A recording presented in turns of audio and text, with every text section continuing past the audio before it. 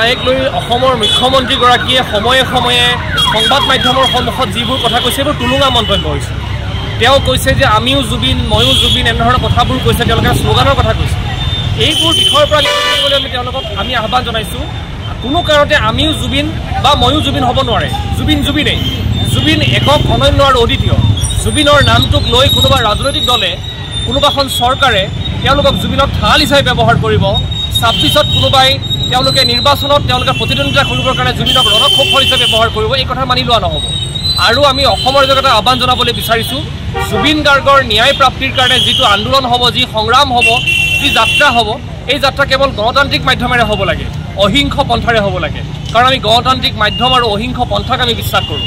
কোনো কাৰণত যাতে ৰাইজে আইন হাতত তুলি লৈ তেওঁলোকে যাতে কাৰাগাৰলৈকে শিলগুটি নিক্ষেপ, আৰক্ষীৰ ওপৰত আক্ৰমণ, সন্মানীয় সাংবাদিকসকলৰ ওপৰত আক্ৰমণ কৰি কোনোবাই যদি ভাবিছে জুবিন গাৰ্গৰ ন্যায় প্ৰাপ্তিৰ যুঁজখন আমি সফল হ'ব পাৰিম, আমি কোনো কাৰণে সফল হ'ব নোৱাৰিম। এই কথাটো আমি এই শ্ৰদ্ধাঞ্জলি অনুষ্ঠানৰ পৰা আমি সকলোকে আহ্বান জনাব বিচাৰিছোঁ।